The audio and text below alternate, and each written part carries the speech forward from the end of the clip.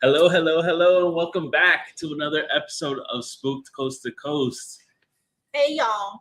How's it going? Joy. I like your shirt. Yes. Thank you. Oh, mine? Is it like glow in the dark?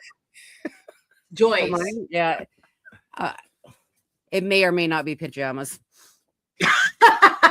She's not confirming or denying. I may or not have pajama shorts on. Joey, what does your shirt say, Joey? It says, I don't know, you want to read it? Because I can't read back. It says, what doesn't kill me? Makes it's all faded because it's been Says washed. so I guess it says what doesn't kill me. No, shush. What doesn't kill me better? What? Better start running. Yes, I like that. Oh, I love it. That's all. It doesn't kill me, better start running. Yes. You know how you wash your shirt so much it starts like falling apart. It's hard No, to that's read, the right? look. That's the look of it. No, I think It's the look, baby. It's the look. It's It's the look. Well, gritty look. speaking of the Luke, I like Jenny's new shirt. If you can show the good folks out there, My girl, the mage. Let's the see. mage, 11. the sorcerer from It's scary. I'm 11. from Stranger Things. And speaking of Stranger Things, smooth transition into it. Jenny and I, we did do a special where we kind of broke down season 5 and a little bit more of Stranger Things. So tune in after you watch this great show that we're about to do today. If you haven't had a chance, go check it out on 305 Paranormal's YouTube page, and you'll see it. And please make sure to hit the thumbs up, comment, and if you haven't already, hit that notification bell, because Jenny and I, we kind of like doing these random videos, so they might be popping up more times than not. So hit that notification bell. That way you're always updated. I like Mondo put me through a game show. Yeah, I was gonna say that. I was gonna say you guys got to check it out because it was hilarious. Mondo had to. He hooked it up.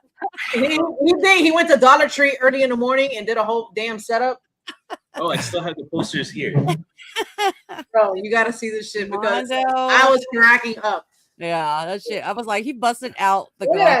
We had double-sided tape and game show stuff on. Like we're gonna do this for one of our shows. I already planned it out. I made Jenny pick her favorite shows of the shows that we've watched together. They gotta watch it. Yeah, we haven't started watching I it haven't yet. watched it. Yeah, But No.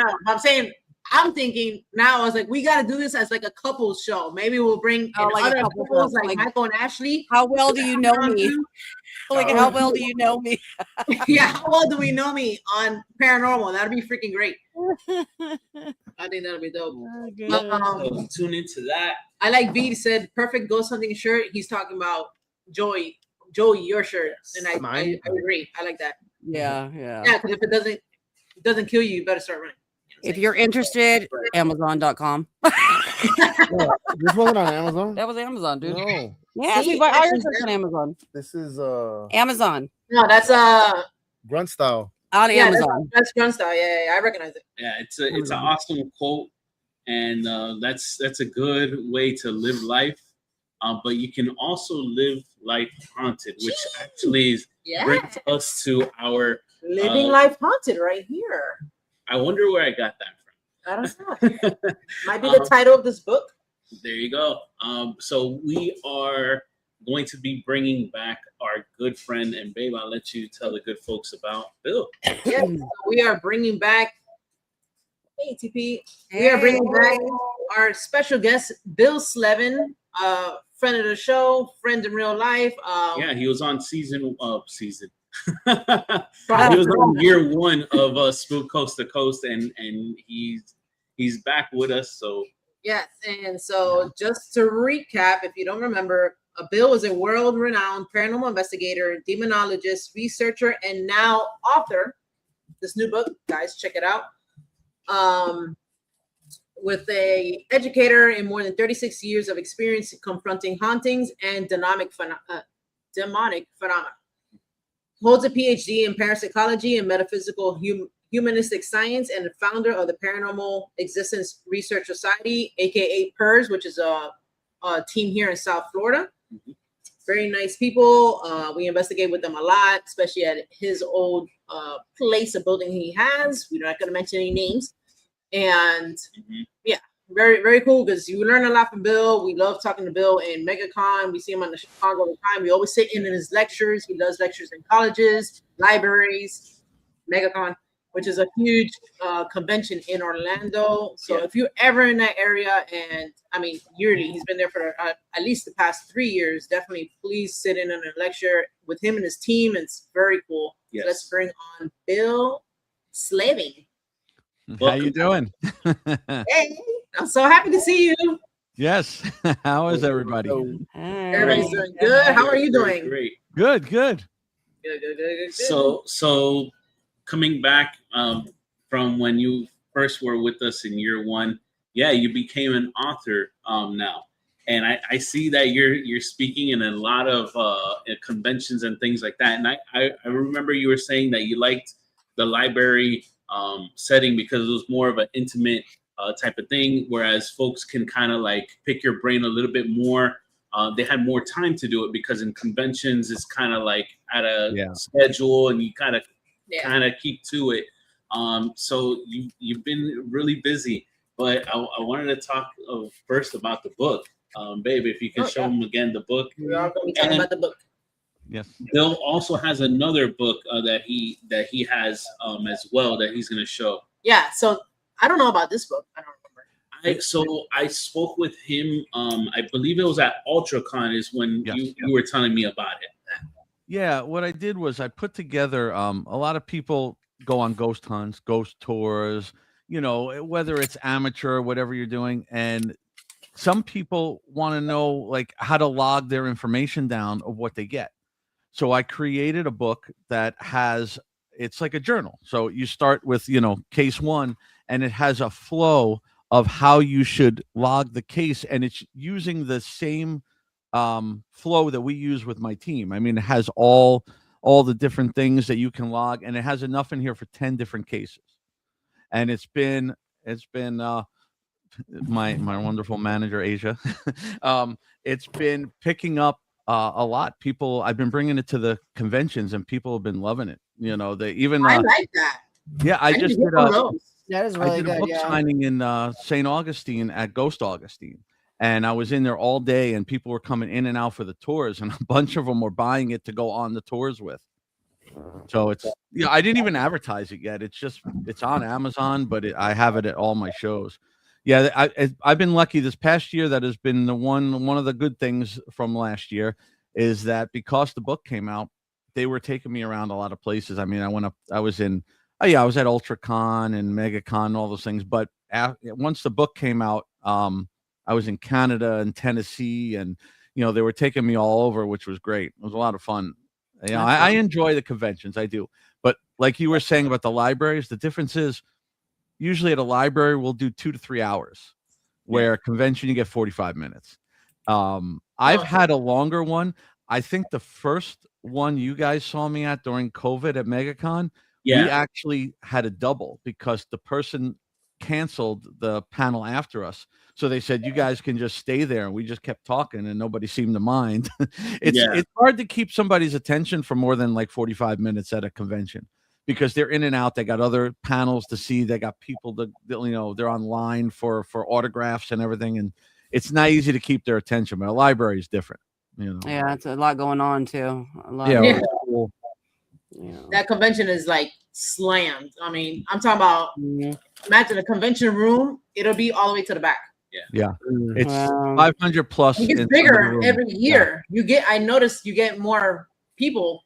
So I think that's awesome. And there's a lot of your teammates that have been getting panels too because of that. So it's we had a lot of people there last year. My whole Georgia team, because my team is throughout Florida, Georgia, Nebraska, Indiana, UK, Italy, and Greece. Jeez, wow. Yeah. So we got people all over, and last year was fun because we had some of the girls from Georgia. We had the Tom from my Nebraska team. We had people from all over, and it's fun doing that because they give us so much space in MegaCon, and we have a lot of people coming up to the booths, and it's not easy for just like me and 1 or 2 people on the team to talk to everybody. So we try to bring as many as we can to it. That convention is insane. It's overwhelming. Yeah. That was our first time meeting Tom because we've gotten to meet a lot of your team members in the past, Robert and gang. What's up, Robert? But that was the first time that we got to meet him, and we thought he was cool. Yeah, he's very Tom's nice. a good guy.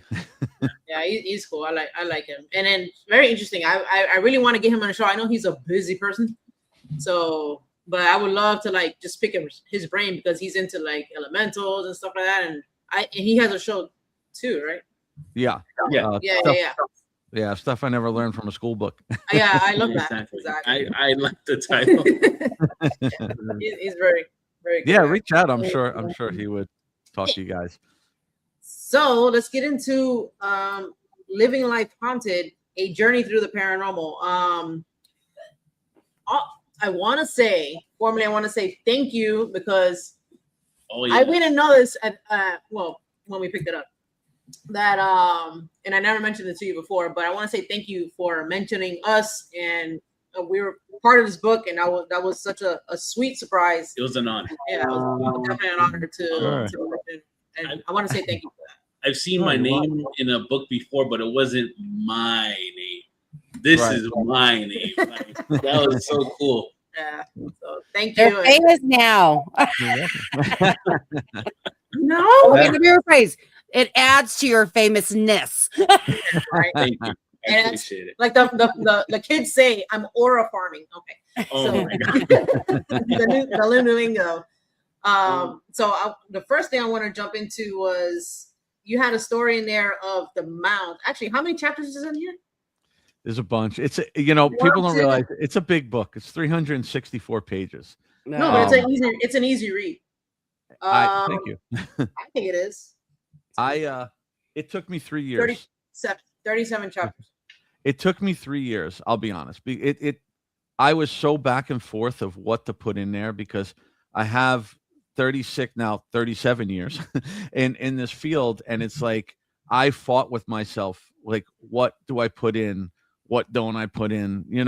Like what's important. I didn't want to make it just a book of cases. I wanted people to be able to understand what it's like to do what I do. So there's personal stuff in there. There's things we deal with outside after a case and how we deal with things and things that aren't paranormal. And, it's different. It's a little different, but it does have cases. It's got some of the demonic cases. It has some good cases in there all around. So I wanted to give a little bit of everything. Yeah. Oh. Yeah. If you hear me randomly go on mute, I think our dryer, something's gonna have to go off. The first one I wanted to touch on was the mound, and I don't know. I think this might be like the first chapter, and it's a story of a neighbor that you had down the street. That when you saw him trying, and this is when you were a kid, you saw him trying to cover up or remove some flowers that used to be like in a mound in his yard. And that it would refuse to basically not stop. It wouldn't go away. And you found out later that his property was possibly sitting on native land. So I wanted to ask you, did you ever know? Did you know what tribe that would have been? No, I don't. I have to. This is one of the things that I put on my bucket list now. I need to go. This was when I was 10. Yeah. So I need to put this back on my list to go back and try to find out, now that I know how to research more, to find out more details. I don't know why I never have. That's how I put it in the book. It's one of those things that it was one of the things that I experienced when I was young that didn't make sense to me, and talking to that guy, like I said, that was the haunted house on our block. Everybody, the kids ran past that house. They were scared of that house, and I would see the old guy out there all the time. It was a giant mound. I mean, it looked like, honestly, like the size of a coffin. It was a giant mound of dirt and grass and flowers all over it. Almost looked like, to me, like he had somebody buried there, Yeah, right. But every once in a while you would see him out there, and he would just level the thing out, take everything out, put grass seed, and it would be flat. And then like a week or so later, the entire thing was back. The dirt, the grass, the flowers. I mean, the grass wouldn't have even grown that quick, So that one time when I saw him, everybody ran past him, and I went up and asked him, what the hell are you doing? Basically, I didn't get it.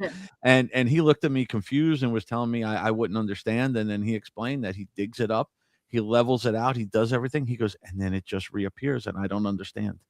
And then even at 10, I was crazy enough to go to the library and start researching things. And I was able to find some information about the land there, and then also ran into somebody who was a native and said that they believe that supernatural grass, that it was possible the chief was buried there. So I need to research that more now and see if I could find out, the real details about it now. But it was something that those were the things I put in this book to help show like what I experienced and what made me get into this and ask all the questions I started asking. Because I don't know, why was I doing that at 10? Doesn't make sense. Most 10-year-olds wouldn't be running up to this guy and asking him questions. Well, you had that curiosity from the start. So yeah, definitely. And I think for me, that was something I was going to touch on later on, was because I've always been curious like that since the beginning because of experiences and stuff. And, you led you later on to life doing what you do now. Yeah. So it was something you always, you weren't scared of it. You kind of want to go into it, Right. Exactly. Right in. Yeah, exactly. At 10. I joke. I said everybody was afraid of this guy. And I joke now that it's like the old guy from Home Alone. It was like the neighbor in Home Alone. Everybody was scared of him, and he was a nice guy. This was a really nice old guy. He was just trying to get rid of this thing on his lawn, and he didn't know what the hell was going on. So to this day, you don't know what it was? No. That's it just keeps coming back. That's I like your idea of going now that you're knowledgeable on the subject, going back and like taking that pin out of the cushion and solving that. I think that's cool. Well, have you investigated any mounds here in Florida? No, I mean, just some things at the Flamingo Gardens there, and they have like the highest peaks and the things there, but I never had anything like that. That was a weird thing, and I guess it was because I was young and I kept seeing it and made me go up. Now, and the thing was, back then it was different. Nowadays, if somebody had that, it would be on the news in 5 minutes. You know what I mean? The minute that thing came back, it would be all over the news, and it'd be, it would be crazy. Back then it was different. Nobody, that was 1980. Yeah. Nobody was talking about that. If he told I'm surprised he told me. Maybe because I was 10 years old or 11 years old. Yeah, exactly. He's like, yeah, you're forgetting about it by dinner or something. If he told anybody else that, he would have been locked up in 1980. Yeah, exactly. Yeah. So different. Yes. Another story I wanted to get into was, it's called The Boyfriend. So I thought this was really good because this story is, I think is important. The moral to me, the story is important, is because, you know how important, what the heck did I write here? The passing of a loved one, basically, it really is like a trauma. People are dealing with grief or whatever, and then a lot of people look for that grief into signs or trying to communicate with their past loved one. And then in the story, there was a girl, I don't know, well, she's like a little girl that was involved, and 16. She was 16. So, a teenager, okay. Yeah. So it could have been, you were mentioning, I think, to her mom or something, that it could have been something maybe like a trickster spirit posing as maybe the person who passed, but just to keep an eye out because you never know. So right. And then that happens a lot to people who are grieving and then try to look for signs, constantly looking for something, and then you look for something, you're gonna find it. You know what I'm saying? So I think that was super important. That's why you remember how I used to be on. I know I'm not really on them much anymore, but all those Facebook groups.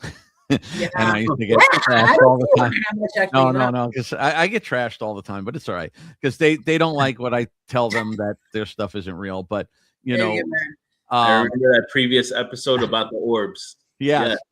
But it was like I would go in, especially a lot of times it had to do with orbs. People would post this and they'd be like, "Oh, I just lost my mother that day, and this orb appeared, and I would go in and explain to them that wasn't an orb, and then I would get trashed by people like, just she needs that, comfort. Just let her have that. Why would you do that? And I'm like, no, because you're putting false hope in her head. It doesn't mean she's not there watching her, but if she believes that that orb was her mother, then the next thing you know, she's going to be trying to contact her. The next thing you know, she's going to be pulling out a Ouija board. The next thing you know, they don't realize that's where it goes to. It's not that I'm trying to be, party pooper here and, be like, hey, no, that's nothing. You're stupid. I'm not saying that. I'm like trying to help them. Like, don't give them that false hope. That's worse than, what they can miss out from. You know what I mean? It's like, it's not a good idea, because some people would be fine, be like, oh, that's so nice, I'm glad she was here. But a lot of people will just go down the rabbit hole and try to contact them, because people will tell them that in the groups. Oh, try to talk to her and see what she wants, or go get some equipment and start investigating in your house. Yeah, exactly. I think if somebody's going to do that, I think the responsible thing to say is, you're not guaranteed it's them, just right. let them know. Because I'm like that. I'm like, oh, if it brings me comfort, it makes me feel good. Right. But I know better than somebody else that doesn't investigate. Right. You know what I mean? Exactly. I That's the thing. try. That's the difference. Yeah. Absolutely. But yeah. And so in this case, I think the family was comfortable enough to like think it was the person that they thought it was. Right. So my question was, have you ever had a case where like it was something like that, but it's not who they thought it was? Yeah. Yeah. Actually, the one that's in that book about the astral projection, I don't know if you got to that chapter yet. No, I don't think she I don't have in there who she believed it was, because I can't put that publicly, because it's actually somebody known. So she believed that when she went and was doing the astral projection into the what they call the astral plane, which is like a purgatory, she believed that this person's demons came after her. Now, there was something in her house. It was not what she thought it was, in a different way. She thought it was something really bad, and it wasn't. But so I've had it like that, and I've had it the same thing where they believed it was somebody that they knew, and it wasn't. It happens a lot. Yeah. It does. Mm-hmm. the person like the what you're saying. So let me remember. In my brain. So she thought it was something. Yeah, it wasn't bad. It wasn't as bad as she thought. So there was a person that she knew that she had dated that was into dark stuff and believed he sold his soul to the devil. He got killed, and she went looking for him. So she believes that what came into the house was his demons that came at her. And it wasn't demons. It was something not good in there, but it wasn't demons. So it wasn't what she thought it was, That's why I was going to ask for that. So do you believe, like I was saying, when we're going to like astral projection and stuff, a lot of people see when they do that for the first time. I've dabbled in that. Right. Maybe it'll be like, oh, I see like, entity in the corner or something, and it freaks them out, and then like, I don't want to do this again, or it kind of like David said, demons, here I am. Yes, I know. What's up, David?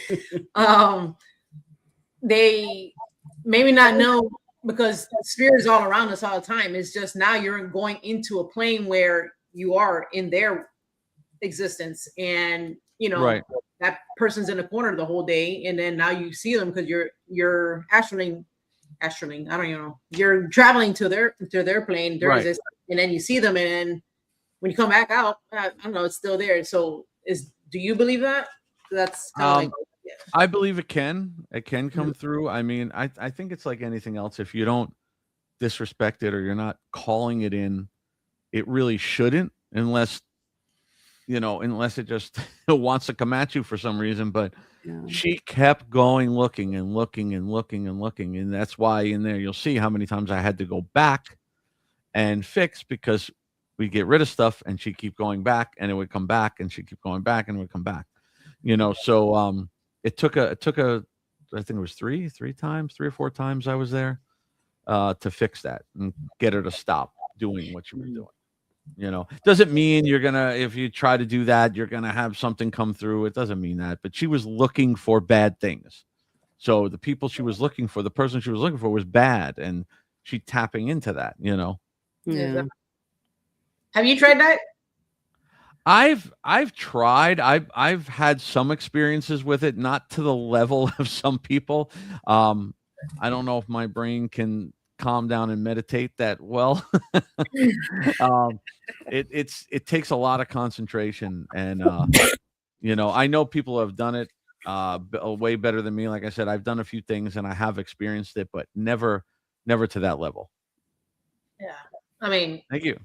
I end up falling asleep, but Yes. I've had some. You fall asleep, but then you still could be.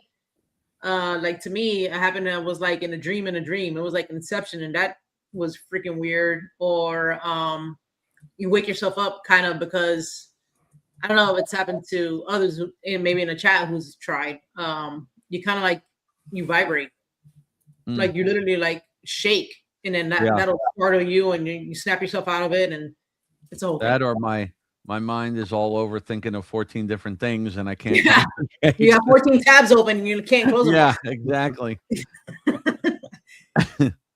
David said he loves your background. What do you have in the background? I love your background too. I was talking about it earlier. This is my office. So those are all pop figures. There's Annabelle and Robert the doll back there, and it's all horror. If you saw the whole room looks like this. I like it. Yeah. Everything. Yeah, everything. I go to Halloween Horror Nights every year, so I got stuff from Horror Nights all over the walls, and I'm a tech guy during the day, so I have more technology in here than you would think. Oh wow. Yeah.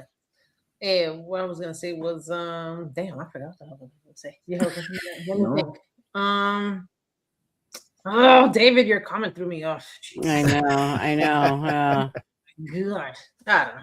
Anyways, go ahead. Brain fart is real. Yeah, just go. No, I really want to know what the heck I was gonna say. Thank you, David Stern. Oh yes, because you just mentioned it. I'm telling you, Robert Dahl. Seen something interesting about it. I want to see Robert. So I'm gonna touch on that. You mentioned Robert Dahl. That's exactly what I was gonna ask you. Was So you have like the little replica doll, right? Obviously. Yeah. I know people that have that, and then they kind of. I've seen people like I don't want it because they feel like they've even gotten bad luck through that replica doll. Have you had experience with that with anybody else that you know or yourself, or what do you think about that? Well, I've seen it happen. I've seen it happen with dolls before, and anything. It doesn't have to be a doll. If you give it okay, that's a replica. I've had it here for 15 years though. I have a good relationship with Robert. I've known him for 15 years. Me and him are good.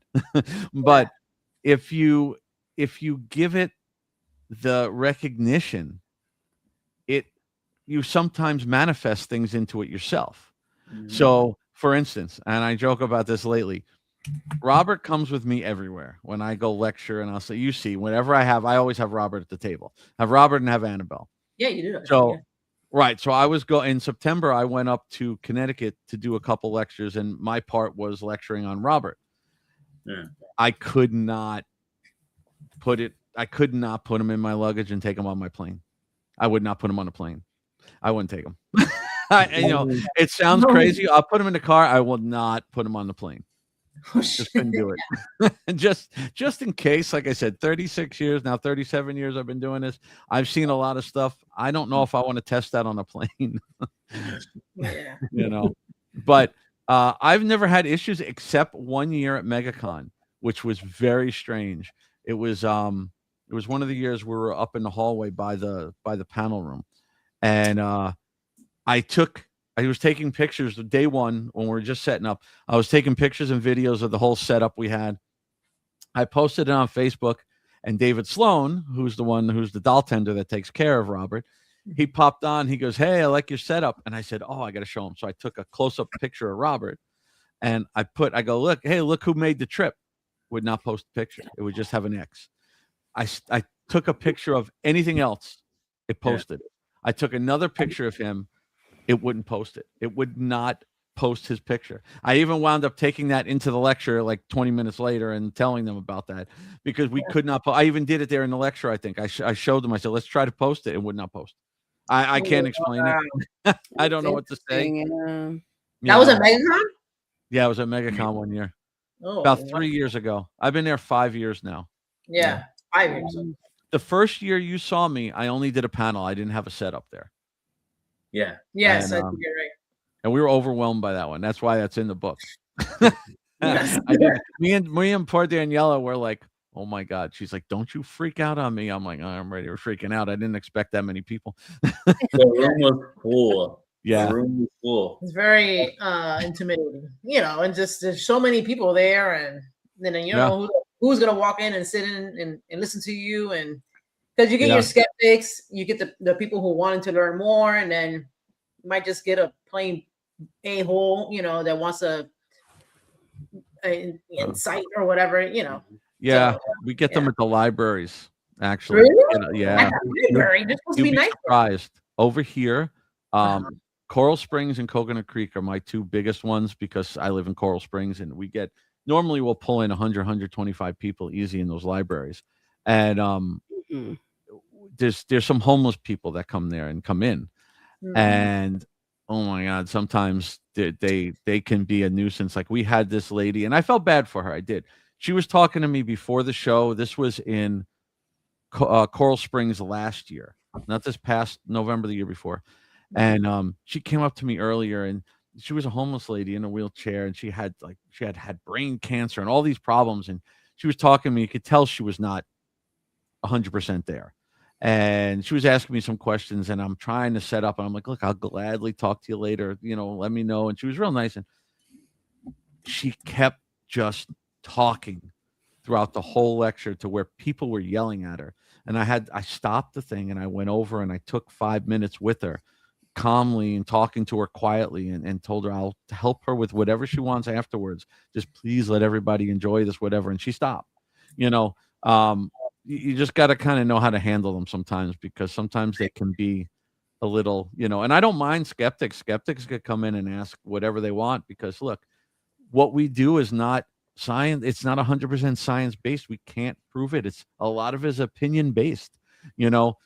I have many decades of experience, but I don't know everything. I can't give you 100% proof of anything. But I could tell you what I know. I mean, you can tell me all you want that demons don't exist and ghosts can't harm you and whatever it is. But when I was knocked 30 feet across the room during that demonic case by nothing, I don't need to explain to anybody. Right. You have to experience it to believe it. I mean, I don't expect people sometimes to believe the things I say, because I wouldn't believe it if I didn't experience it, Right. When I saw it and it happened to me, I almost didn't believe it at first, because I thought those things were only for TV. Luckily it's rare and it's not all the time, but it's I had seven demonic cases. And they're all bad. And they all had something I never thought I would see before. So How were they different? That like something like how you mentioned that something you've never seen before. Like how? Like, can you tell us about some? Sure. Like in the one, like I said, I was knocked. It felt like two hands hit me in the chest, knocked me clear across the room. And when the other guy came over to see if I was okay, he got hit from behind, knocked him right over me. Wow. You kind of sit there like, what do you do? Because how do you go against that when there's nothing there? I always, when I'm lecturing about that, I always use the scenario. I'm like, if you go to a bar and there's a drunk guy, and the drunk guy gets in your face and he wants to start a fight, you could control it. You can grab him, you can fight him back, you can move away from him. There was nothing there, Right. So how do you do that? You just kind of lay on the ground and just wonder what's next, Yeah. But but like in another one, I saw it take over an old lady and actually speak through her, which totally freaked me out, because it's in that book where they didn't know our names, mine or the priest. And she actually said it. She said, "You think I'm stupid? You think I don't know who you are, Bill and Father Paul?" And nobody in there knew our names except the team leader, and he was so freaked out by what happened. I know he didn't say anything, and so like I never thought I would actually see that. She wasn't fully possessed, but it used her. She was an older lady in a wheelchair. She was on oxygen. She was half there, but there's stuff like that. I've seen somebody levitate off the ground. I've seen a couch fly across the room. I've seen certain things that I never in my life thought I would see, and I never believed actually could happen. Ghosts don't do that. You might see something knock off the counter, or something move a little bit, or you don't normally experience things like that. And it's not something most people will ever see. Yeah. Hopefully you don't, because you don't want to be in those situations. You really don't. Bill, how recent was the most recent case? You mean a bad case? Yeah. I haven't had any of those in a long time. I've had a lot that I've had to go in to assess if they could be demonic, and they turned out to not be demonic. It's been a long time since I've had a full-blown demonic case. I don't even know how long. It's been a while. Okay. It's been a while. Did I and I'm ever ask- happy about that. What? Did I ever ask you how like a place becomes demonic? Is it the person? Is it the land? Again, it's opinionated. I fully believe that demons only go to places where they're summoned. They can't. They're not just like a ghost. Like you might have a ghost in your house. Maybe one's traveling through. Maybe one's visiting. Maybe you brought one in by accident. But a demon is usually summoned in. It could be from seances, black magic, Ouija boards. Doesn't mean you're necessarily trying to bring them in, but you might have, or somebody in the house might have by accident, So, and they come looking for people who are in a weakened state. So that's why I say with my years of somewhat experience working in a psychiatric facility and everything, and working with the doctor and learning a lot about mental illness and everything, those people, or even addiction and everything, those people sometimes can be more susceptible, because they're already in a weakened state. They're easy to kind of take over, Yeah, I agree. Yeah. And I can't remember. Don't know. Yeah, I can't remember if I asked you that the first time you were on or not. So I would ask again. A long time ago. Season 1. Yeah. Yeah, so, season 3. I don't like getting those cases. I honestly don't, because you just don't know what's going to happen, and they're dangerous. The demonic stuff can go through you to your family. So it's not like a ghost that could just like touch you or whatever. It can harm you, and it can go through and go after people, and it's dangerous. I always tell everybody, every one of the 7 cases I was on, the teams that called me in to check this out, every one of them quit after that case. They never did this again. They were too freaked out by what happened, and I don't think they expected to see what they saw. Yeah. I not that I like hearing them, because it's just intriguing to me to hear possession cases, demonic cases, and stuff like that, because it blows my mind how the person can be manipulated to do something like that, like not know your name and just say it.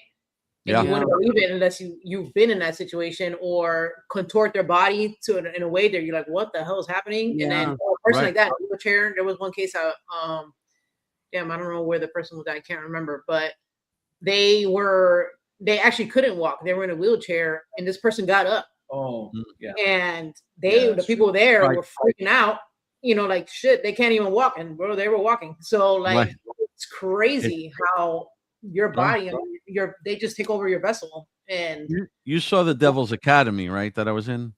Did you watch that one? Okay. Remember, I mean, the biggest thing about that was, and I wish we had footage of it to see it, but the biggest thing about that was the kid that jumped through the second floor window. I mean, he jumped through broke through the second floor window, landed face first in the parking lot. And the security guard ran over to go see if what happened. And he got up, didn't have a scratch on him, and then threw the security guard clear across the parking lot. So, I mean, that's something where, you're usually not going to see. You know what I mean? That's something that is very, very hard to explain. There was a lot of we had talked about that for a big chunk of the first episode, but I remember it was just a negative location because of the, I guess you can call him the head person in charge of the Yeah. school.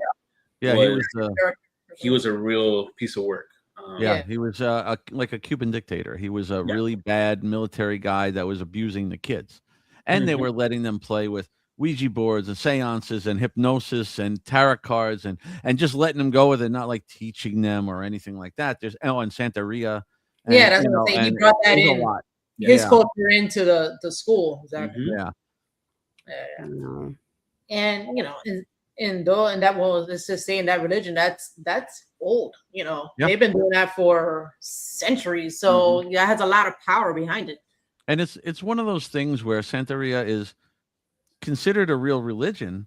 You know, there's a lot of people that practice it. It gets a bad rap because a lot of people, even on the, you know, every religion has a good and a bad side to it.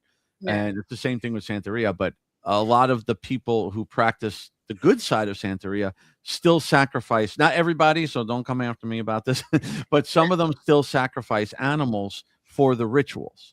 You know, so that's why it has a bad name at times, you know. Exactly. I mean, they, like, we know personally of someone, they were doing it for good. You know what I'm saying? Right. Like, I can tell you they were doing it for good, but you're still doing that. Right. And in that location, there was something dark in that location. That's kind of where he experienced his first haunting.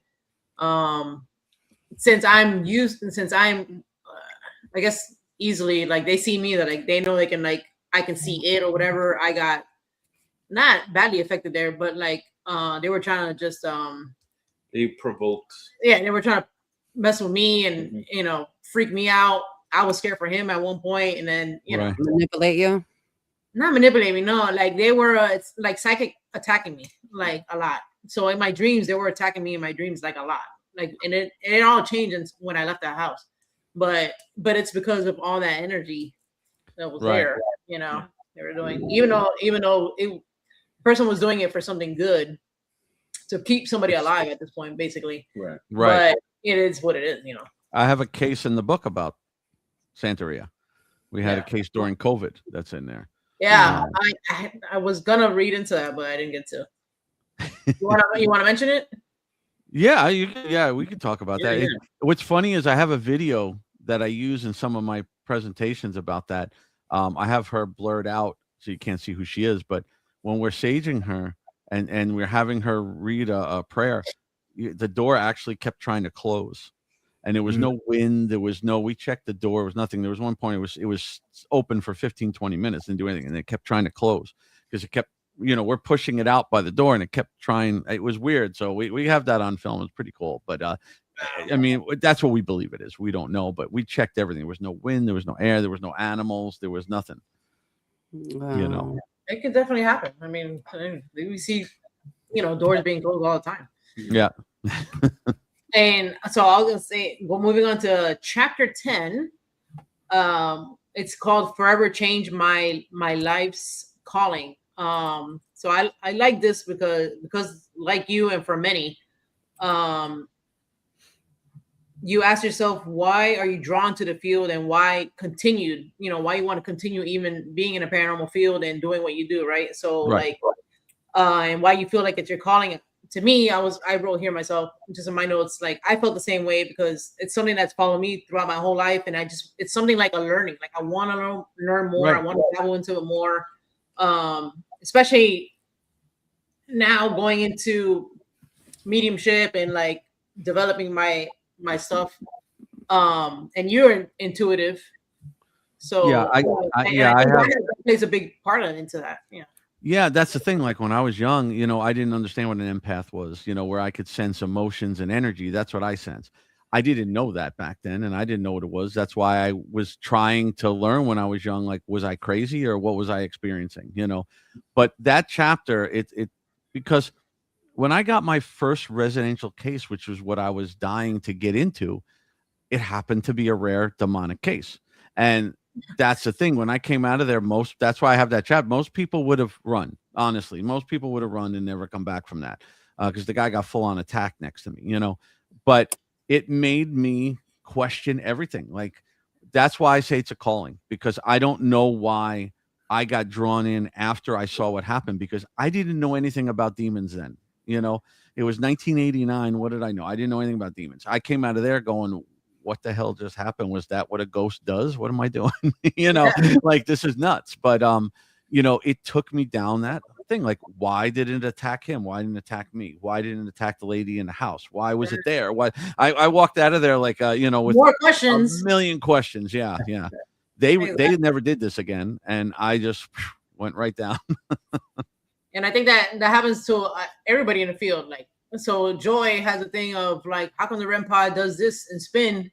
Never happened before again. Never happened prior to that or after that, or Right. you know why? Oh yeah. Yeah. That's what we had brought up to Bill. That had just happened to Joy and Joey. The antenna was spinning out of the. Spinning. Yeah, I don't know. It was weird. It was like spinning. Yeah, You that see never it happened to them spinning again. on camera, or certain things of like why we'll be in the same place. Why something attacks him doesn't attack me. Like there's so many things that I feel like. Did you see what happened at the night at the Davy Schoolhouse in the room where we were sitting with the tables and chairs with the REM pod?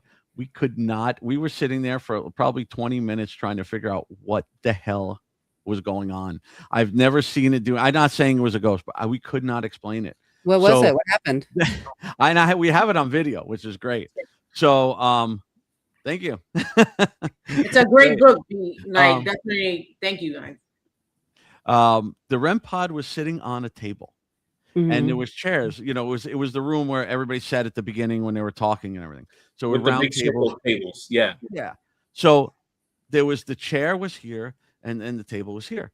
And the REM pod was on the table. When you touched the chair, the REM pod went off. It was nowhere near the range of the REM pod. Right. And we were like, what the hell is that? And we touched the chair. And we're like, we backed the chair up. We touched the chair. We brought another chair there. Didn't do it. We put that chair back. It did it. We don't know what the hell was going on. We have it all on video. Only if you had an SLS camera or something to show like a stick figure or something. That would have been cool. It just kept going off when you touched the chair. Oh man. It didn't make any sense. The chair wasn't touching the table. The chair was nowhere in range of what the REM pod has. You know what I mean? So it wasn't our hand. That's why we moved it over to the side. We touched. It was the craziest thing. I can't explain. It was almost As like a whenever it was tech guy. there. Yeah, something was Yeah, already this. Right. As a tech guy, I can't explain it. You know. Right. Yeah. I don't know. That was a good one. We were a little lost with that. I like that though. It makes me I like crazy. stuff like that. You can't. No matter what, you can't debunk. That was in the meeting room upstairs on the second Yeah. floor of the schoolhouse. Yeah. Where we first started. Yeah. Mhm. Yes. Oh man. What do you think it was? I don't know. That's the thing. I don't know. I don't know how to explain it because then it stopped. And Yeah. it stopped. It wouldn't do it anymore. Yep. But it went on for like 20. I remember you guys like talking to the chair, like, all right, Do it again. like do it again. I We guess tried everything. Yeah, It we was tried the everything. ghost chair. It didn't make I do sense. remember. Like the chairs were metal, so I'm thinking maybe if I touched the metal chair and it was touching the metal table and it was, but it wasn't touching anything. It doesn't make any sense to me Have you because the gone? REM pod is different because it creates a field. You know, so you have to break the field. You know, it's just like the REM pod will go off if you push the button on a walkie-talkie. Yeah. And that's another one I don't fully understand. I'm assuming that it sends out such a massive signal that it breaks that field, you know, Yeah. because you've got to physically break that field. So it's strange. But the chair thing, I don't know. I'm not saying it was a ghost at all, but it was odd. And we go crazy when that happens. You know, we want to figure that out. And we want to debunk it. Have you gone back? Have you been to that location again to see if it happens again? No, I'm going to play around with the next time we go back there. Yeah, definitely. Let us know. I'm interested Yeah. if it happens again. If it happens again, then maybe it's something you could Mhm. explain or not explain. But if it We've doesn't, had a lot at the Yeah. old building. yeah. that you guys All you have gotta talked about do before. if you go back, Yeah. be like, place it like in the same chair, same place, or in like the same spot, and just be like, last time we were here, something set this off. If you're here, if you remember me, can you do it again? And then if it goes off, I mean, you know, Right. whatever. Yeah. The other place that we don't mention the name, the other place that I have, Yes. we may set up for next Saturday because it may be the last time we could use it. Oh, I'm not sure. Mm. Well, I'll let you know. yeah. Keep me posted. Yes. What I was gonna say was yeah. So in that chapter, your life's calling. For me, I like talking about this, hearing other people's stories, and it's like learning, and other people can learn from everybody's experiences. And I think that's, to me, like that's almost like art calling. You know what I'm saying? I like, people are scared to talk about it, and they go to events actually like that. That was an event because something happens to them, and they don't want to talk to their mom about it or their best friend, because they're like, oh, you're freaking weird. But then they'll go to like a ghost event hunt and then talk to the person there because they feel more comfortable or confident about it. So yeah. No, we get a lot of that. I had a up at St. Augustine, lady came in there because I think she saw the book signing thing. She came in to show me something she captured that was very personal with her father. And, she started crying when I was talking to her and telling the whole story. And that's why we do a lot of this. We talk to a lot of people, a lot of my team members were kind of surprised going to MegaCon how many people we had to sit down with and talk to them and help them and comfort them. And the thing, a lot of people come there because they trust us to talk to them for real. Most people know me. I'm not going to lie to them. They come up with their phone. You're like, check Facebook. I got to show you this picture. I got to show you this picture. Yeah, all the time. I cover the phone and I go, understand, I'm going to tell you the truth. So decide if you want to know the truth. Oh, that's good, though. That's good, though. Yeah. But yeah, St. Augustine is great. I was there for a week. I love it. I go every year.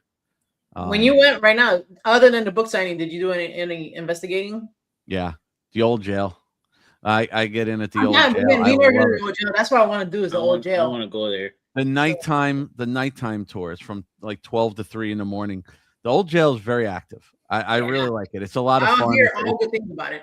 Yeah, and they only take 12 people in, and they have, if for anybody out there who doesn't have equipment like we do, they have everything you could think of in there, and they give you everything. I mean, they have everything, and they have their own stuff set up, but then there's a ton of other stuff in there. It's not like a regular tour. It's a real investigation. You split up, half upstairs, half downstairs for half the time, and then they switch. And you're just on your own doing whatever. They show you the basic things, then you're on your own. And there's such great people up there. I love them. The people that run it, the tour guides, they're so much fun and they're knowledgeable. The people that run it, Martin and Giselle, and I've seen them now a couple of years, and they're knowledgeable. They're not the ones that are gonna tell you, oh yeah, it's all orbs here and capture this, and they try to teach you the right way to do it, and it's a good tour to go on. It's a couple things surprised me in there, I'll be honest. Yeah, we gotta head up there. Yeah. Well, I've been saying that for years. When we were there, we didn't get to go, but yeah, we have to. Yeah. I want to investigate up there. I want to investigate the torture museum. Oh, There's we have a torture museum right on the main strip on St. George. Yeah, we have one here. We didn't know. I don't think it's above. It's like as you're walking down St. George, where all the restaurants and stores are and everything. It's right above, like where I think it's like a hot sauce store or something like that. It's upstairs. Is it medieval torture? Yes, I remember seeing it. They have all the old torture devices. I've been in it, and it's great. I would love to go investigate in there because there's got to be energy attached to those things. I inquired to see how much it is to rent it. They want $1,000. I'm like, are you crazy? Oh, do they really? Well, for the one out here. Yeah. One in California. That's California prices, though. This is the problem. Years ago, I can just send a letter to anybody, and they would just let us in, especially if I told them a little bit who I was, how long I've been doing this, but now everybody knows how much money you can make if your place is even possibly haunted. They go, it's a lot. Should we rent out our house? Exactly. But it gets rough, and some of the folks they take. Everybody makes money, and we don't. Yeah. Tell me, yeah, right? Yeah. Actually, I have a good thing on that. Like, so your chapter 19, Damn, you know what is the Good segue. What? No, yeah, actually, it is the Entertainment Awakening. That's what it's called. So Yes. that kind of goes into this. You touch on how about the paranormal. To me, I guess I called it here the paranormal boom, where social media and people do fake stuff for views, right? Right. And in the field, and that people don't need more stars, but you need. So we also agree with this. People trying to experiment and find out the truth of why spirits there, or why are they there, how are they there, or how it works, instead of just doing things for like everything's a demon, and then like Right. So that was very important. There's two things, in my opinion, and I always say it. There's paranormal and there's paranormal entertainment. There's two different things, and like I don't knock the shows. I don't even knock most of the YouTubers. There's some on there that are just absolutely ridiculous. But I won't say names, but they're ridiculous. We'll talk about that later. But I don't mind any of them because they're good at what they do. Yeah, they're good at what they do. They're entertaining. People just have to understand the difference. I say one of the hardest things we deal with is telling a person that they are not haunted. Yep. That is the hardest thing to do now, because everybody wants to be haunted, and they know they're haunted because they saw the same thing on the TV show or on the YouTube channel or whatever. And that's the only way it's hurting us. But it was the shows that are making us able to talk about this out in the mainstream. I mean, it really was some of the big people like Ed and Lorraine and Hans Holzer and those people that brought it out. And then the TV shows brought it out into the mainstream to where we can discuss it like this without being locked up. So it has some good to it. It's just sometimes, it goes overboard and people don't understand the difference. Like people watch, Ghost Adventures, and then the next thing they want to do is investigate. And you know what? I'm supportive of that. Go do it. But if you want to do it to really know what you're capturing and know if you really got something, research, like get yourself educated, read the books. I have so many books back here, things you wouldn't even believe. I have Ghost Hunting for Dummies by Zach Bagans. Okay. Read it, because there's something in there that you're gonna learn about. You might not know. Exactly. Right, Yes. right. I love books. I'm telling you. It's great to do that and learn equipment. I'm a tech guy. I've been doing in the technology field for 33 years, so I have an advantage. But if you buy a REM pod, don't just put it down and it lit up and you think it's a ghost. Learn what sets it off natural. Learn how to check if it's something that is causing it in the area. And make learn sure a you little check more. the battery. Yeah, change the batteries. There's two sides. That's why I always say I don't go against the TV shows. I enjoy them. I watch them. But know the difference. Right. I agree.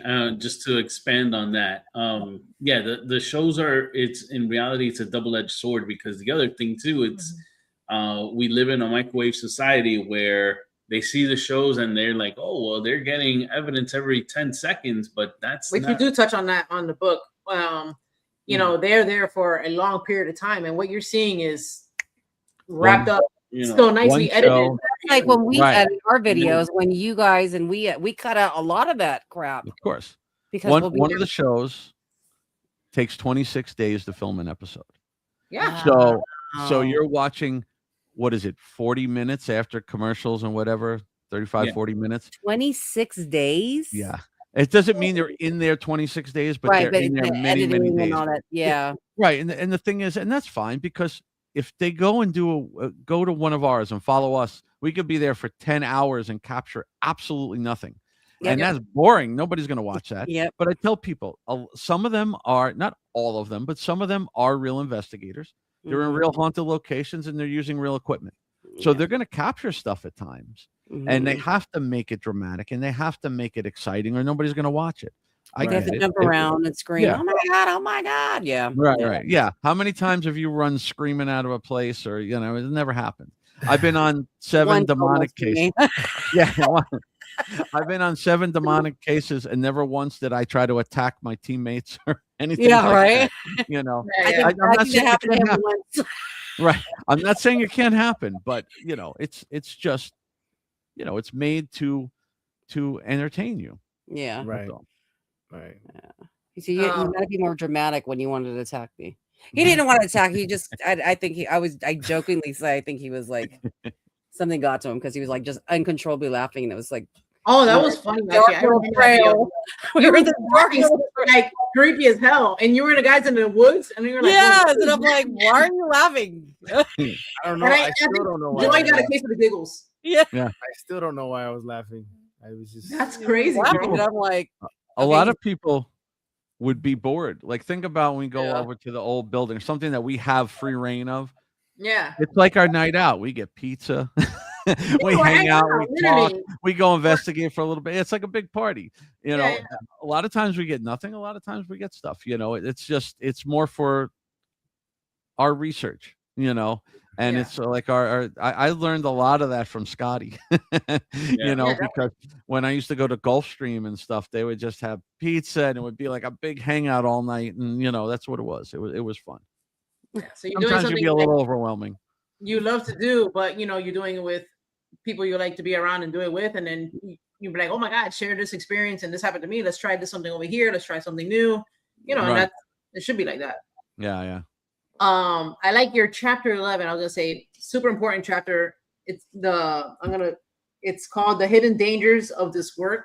So glad you put this in there because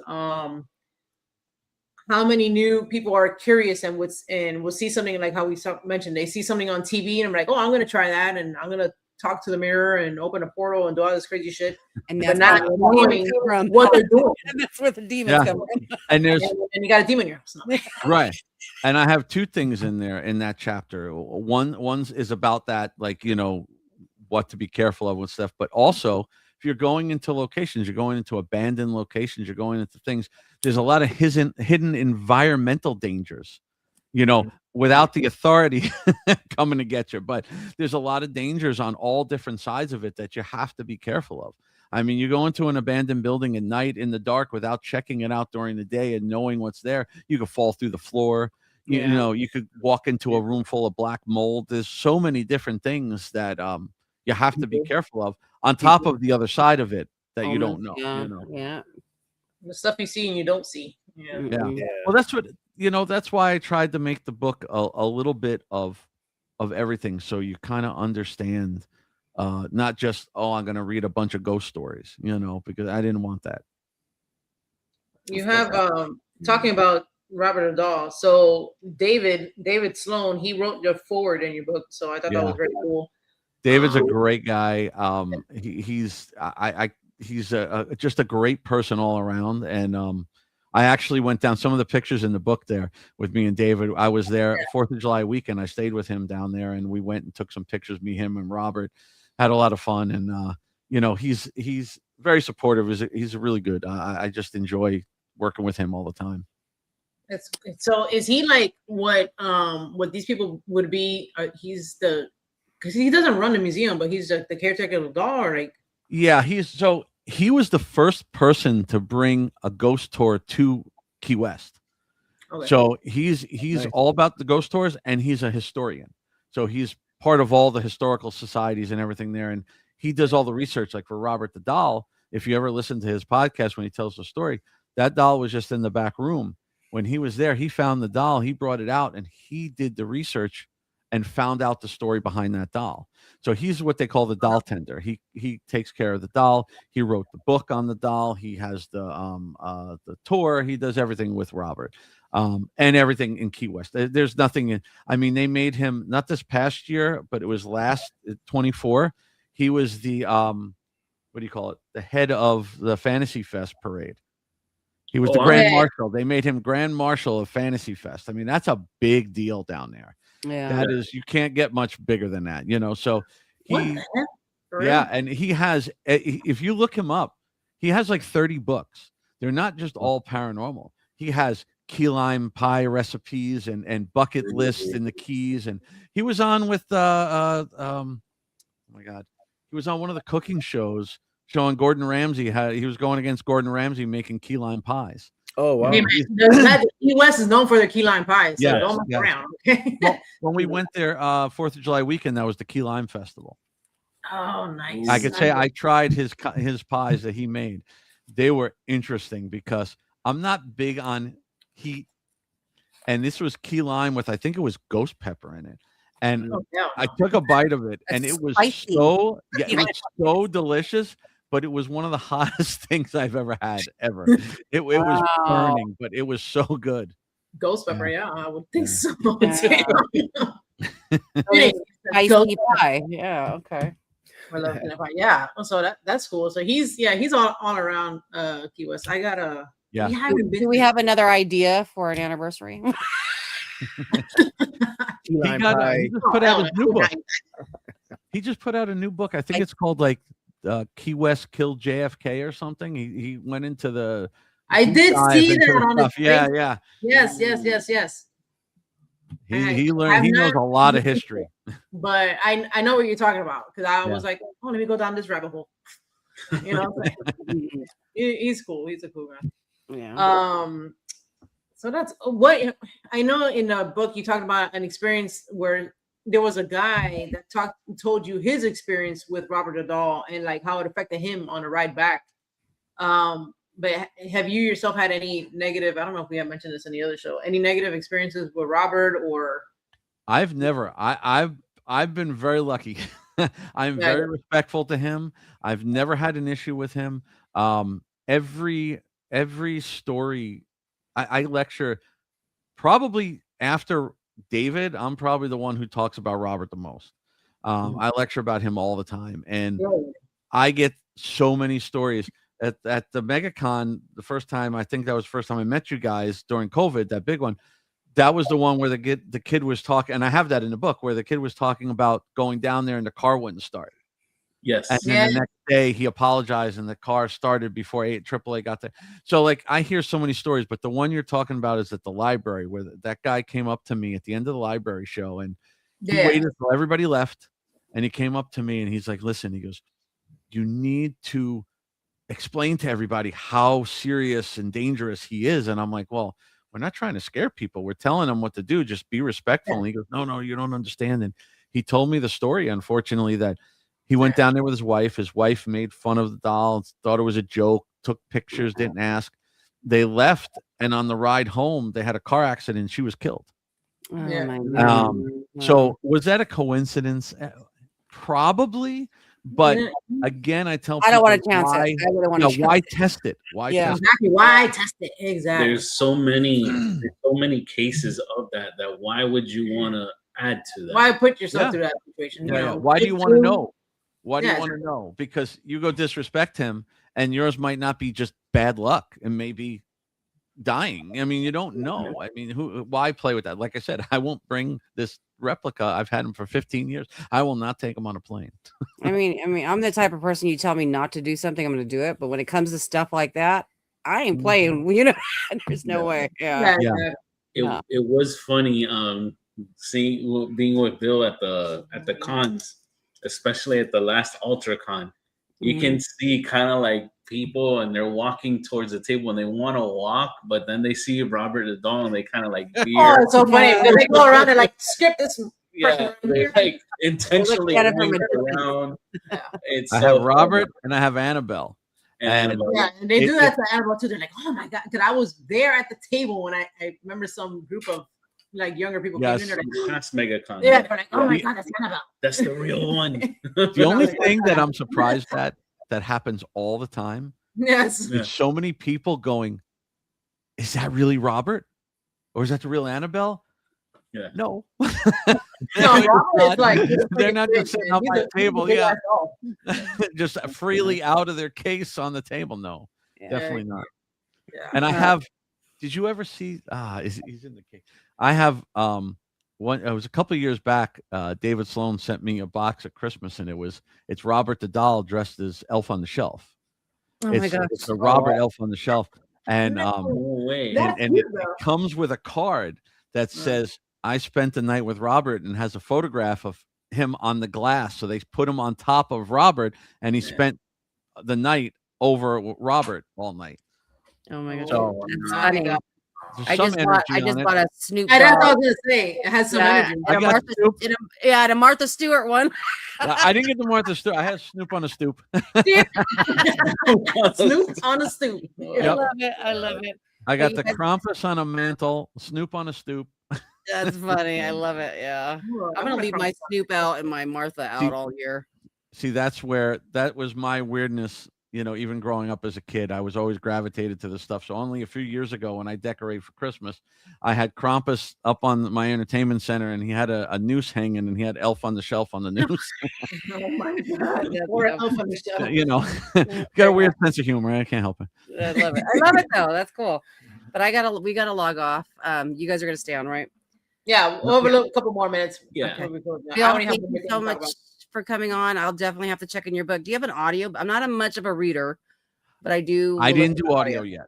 Okay. I'm thinking about it. Okay. Yes. Because I know if I do it, I have to read it, because I only like listening to autobiographies that are from the people that experienced it, because it's very different than Yeah. somebody else reading it, because you're reading the story and you're getting the emotions from the actual story because we lived it. I love So it. I think it's important. So I might do it. Yeah, if you do, definitely be interested in that. I can't read. I hated You have school. 14 tabs open right now. I do. Yes. And the X button is not working. I could send it to you in a Word format, and then you could hit the narrate, and it'll speak. Yeah, that's true. Yeah, Huh? That's cool. That'd be really cool. I could do that for you. All right. Well, thank you so much for being on again, Jen Mondo. Thank you for having me. Have a great week coming up, all of you. You too. And we will see you next week. What is next? Who's on next week, by the way? Oh, so Cindy Sapp, we're investigating. Oh, yes. Okay. Right. Cool. Yeah. So tell me later about your investigation. I will. Bye, everybody. Bye. Bye. All right. So what I wanted to, the last part I was want to touch into, I know you wrote a chapter, of course, about P.E.R.S, your team. Shout out to them, Yes, everybody on the team. I- They're awesome. Yeah. I'll tell you one thing quickly about that. That's the chapter I was the most nervous about, because my team is very important to me. Everybody on that team is very important to me. They're like family. And I didn't want to leave anybody out. I didn't want to just quickly brush over somebody.